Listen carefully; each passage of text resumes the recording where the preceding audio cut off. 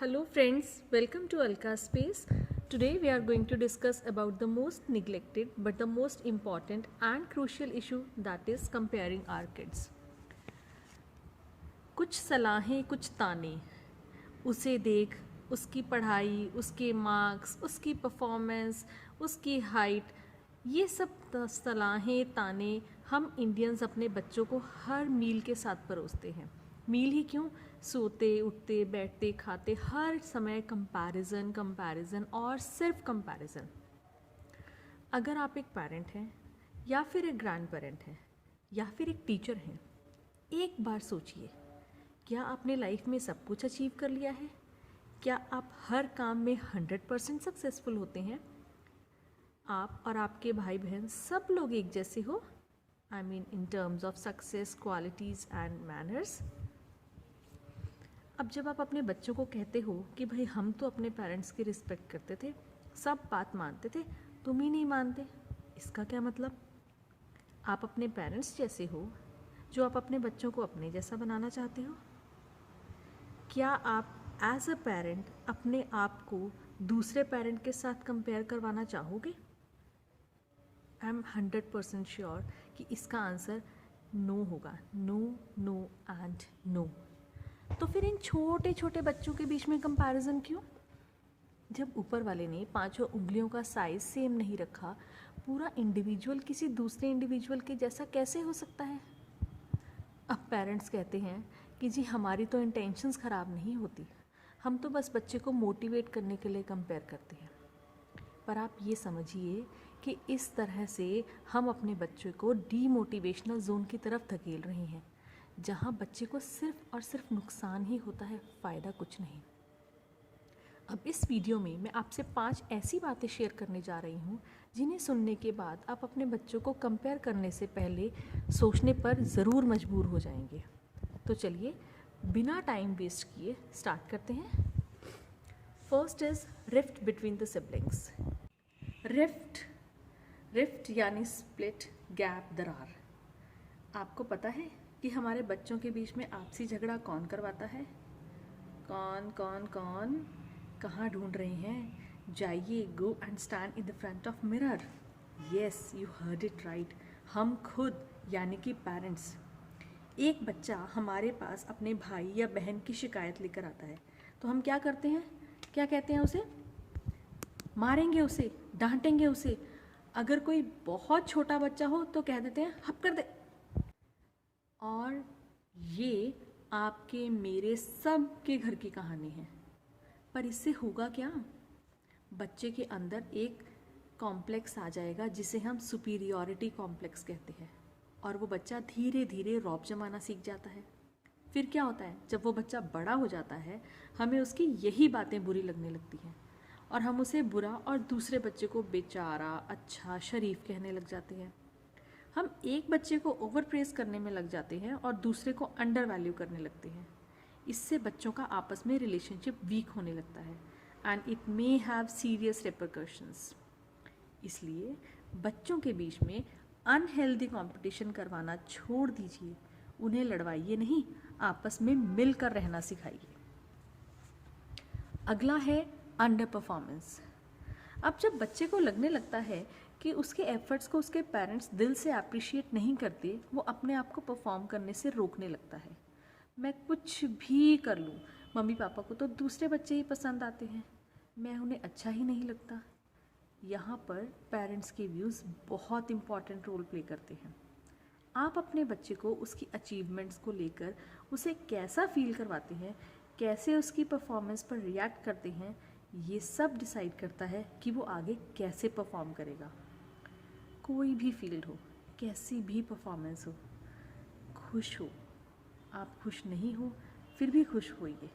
एकदम रिएक्ट कभी मत कीजिए। उसे इस बात की बधाई दीजिए कि एटलीस्ट उसने पार्टिसिपेट तो किया। बच्चे को आपके फिज़िकली साथ होने के साथ साथ इमोशनल साथ की भी बहुत ज़रूरत है।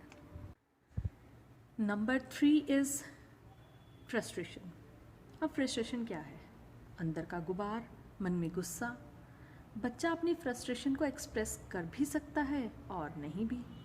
अगर वो एक्सप्रेस करेगा तो गुस्सा करेगा, चिल्लाएगा, चीज़ें फेंकेगा, मारेगा। और अगर एक्सप्रेस नहीं करेगा तो क्या होगा? ये फ्रस्ट्रेशन डिप्रेशन की फॉर्म ले लेगा। और आप में से कोई भी इन दोनों में से कुछ भी नहीं चाहेगा, बिल्कुल भी नहीं।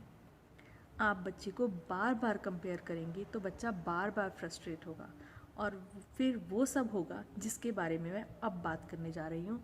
That is our number 4 point, stress and anxiety. ये तो हम सुनते रहते हैं, स्ट्रेस हो रहा है, स्ट्रेस हो रहा है, बट ये है क्या? एंग्जाइटी क्या है?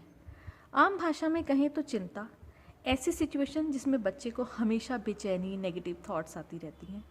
Both stress and anxiety are unpleasant emotions. लगातार कंपैरिजन, ताने देना, ये सब स्ट्रेस और एंग्जाइटी लेवल्स को बढ़ाते हैं। हमारी कॉम्पिटिंग डिमांड्स, उसे देख, इससे सीख, ये सब बच्चे को एंग्शियस करती हैं। फेल होने का डर, पीछे रह जाने का डर उसे हर बार परेशान करता है, और वो इस सिचुएशन को कोप अप करने के तरीके सोचता है। फिर क्या होगा? वो बाहर फ्रेंड्स बनाएगा, उनसे एप्रिसिएशन और लव लेगा, और उसे आपसे ज़्यादा अपने फ्रेंड्स पर भरोसा होगा। अब इससे ज़्यादा क्या मुझे एक्सप्लेन करने की ज़रूरत है? रिसर्चेस कहती हैं कि बच्चों का गलत संगत में पढ़ना, गलत आदतें अपनाना, भटक जाना 85% उनके फैमिली एटमॉस्फेयर की वजह से होता है, जहाँ पर फैमिली को बच्चों से डील करना नहीं आता।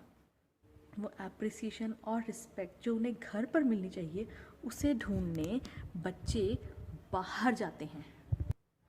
अब इन सारे फैक्टर्स, यानी कि rift between the siblings, under performance, frustration and stress and anxiety, इन सब का असर किस चीज़ पर पड़ता है? आपके और आपके बच्चे के रिलेशनशिप पर। Last but very important, your relationship with the child. बार बार डांटना, हर बात पर कंपैरिजन, उसका आप पर से विश्वास उठा देता है। Your child starts losing trust in you. आपसे पर्सनल और सोशल दोनों सिचुएशंस में दूर रहने की कोशिश करेगा, और आप ऐसा कभी नहीं चाहेंगे, है ना? हम लोगों को कोई हक नहीं है कि हम अपनी इच्छा पूरी करने के लिए अपने बच्चों को बलि का बकरा बनाएं। हमें कोई हक नहीं है कि हम अपने बच्चों में अपनी रिफ्लेक्शन देखें और उन्हें अपने जैसा बनाएं। देखिए, इम्पोजिंग और गाइडिंग, थोपने में और मार्गदर्शन में थोड़ा सा ही फ़र्क होता है। हमारी ड्यूटी उन्हें सही रास्ता दिखाने की है, सही गाइड करने की है, ना कि दुनिया के हर कामयाब इंसान से उन्हें कंपेयर करने की है। अब सवाल ये उठता है कि करें क्या भाई? कुछ पेरेंट्स को समझ ही नहीं आता कि डील कैसे करें। घबराइए नहीं, ये कोई रॉकेट साइंस तो है नहीं। हम जैसे एटमॉस्फेयर में रहते हैं, जैसे लोगों से मिलते हैं, वैसे ही हम बन जाते हैं। अब करना क्या है, सुनिए। सबसे पहले अभी इसी मिनट से अपने आप को as a parent, as a person, किसी दूसरे पर्सन से कंपेयर करना छोड़ दीजिए। बिलीव मी, जिस टाइम, जिस मोमेंट आप ये बात समझ जाएंगे, उसी वक्त आप अपने बच्चे को दूसरों से कंपेयर करना छोड़ देंगे। अपने बच्चे को समझिए, उसके स्ट्रेंथ, उसकी वीकनेसेस, सब कुछ उसमें जो अच्छा है, जो भी क्वालिटीज़ हैं, जो भी पोटेंशियल है, उसे तराशने में उसकी हेल्प कीजिए। Help him horning his potentials. उसे ये समझाइए और ख़ुद भी समझिए कि वो अपने आप में यूनिक है और आप उससे बहुत प्यार करते हैं। ज़रूरी बात, अपने सो कॉल्ड स्टेटस की, यानी कि सोशल स्टेटस की परवाह मत कीजिए। आप अपने बच्चे को देखिए। लोगों का क्या है, आज बोलेंगे कल चुप हो जाएंगे। और वैसे भी आजकल इस टेक्नोफास्ट ज़माने में टाइम किसके पास है? जो फ्री होगा वही फालतू बात करेगा। इसलिए आप अपना टाइम, अपना कीमती टाइम अपने बच्चों को दीजिए। उसे भरोसा दिलाइए कि आप हमेशा उसके साथ हैं। अपना विश्वास बनाएं अपने बच्चे पर, खुद पर। मैं यहाँ थोड़ा सा रुकना चाहूँगी और किसी और तरफ, यानी कि एक इम्पॉर्टेंट पॉइंट की तरफ आपको लेकर जाना चाहूँगी। आप अपने बच्चे के साथ हैं, उसके उतार चढ़ाव में, पर बच्चे को अपना प्यार, आपका साथ सही रास्ते पर चलने के लिए मिलना चाहिए। कुछ पेरेंट्स अपने बच्चे को गलतियों पर इतना पर्दा डाल देते हैं कि बच्चा उनके प्यार का नाजायज़ फ़ायदा उठाने लगता है। मैं फिर कहूँगी, प्यार एप्रिसिएशन की भी एक लिमिट होती है। सिर चढ़ाना, एक्सेस पैम्परिंग प्यार नहीं है। एप्रिसिएशन और फ्लैटरिंग ये 2 वर्ड्स हैं, इनमें फ़र्क समझिए और अपने बच्चे को भी समझाइए। एप्रिसिएशन यानी कि तारीफ़ करना, फ्लैटरिंग यानी कि चापलूसी करना। हमें बच्चों को एप्रिशिएट करना है, बेकार में चने के झाड़ पर नहीं चढ़ाना। अपने बच्चों से बात करते टाइम ये ध्यान रखें कि आपकी हर बात, हर एक्शन, हर चीज़ बच्चा पकड़ता है और वो उसे इमिटेट करता है। बच्चा तो एक चिकनी मिट्टी का घड़ा है और आप उसके कुम्हार हैं। जो चाहे बना ले, ये आपके हाथ में है। ये आपकी क्रिएटिविटी है, आपकी रचना है। किसी दूसरे के साथ कंपेयर करके उसकी खूबसूरती ख़राब ना करें। बस मैं फिर से कहना चाहूँगी कि अपने बच्चे को कभी किसी के साथ कंपेयर ना करें। अगर आपकी इस टॉपिक को लेकर किसी भी तरह की कोई भी क्वेरी है तो प्लीज़ मुझसे ज़रूर पूछें। कमेंट ज़रूर करें, कमेंट बॉक्स में ज़रूर बताएं कि आपको ये वीडियो कैसा लगा और साथ ही साथ बेल आइकन को दबाकर अलका स्पेस को सब्सक्राइब करें। Thank you and have a nice day.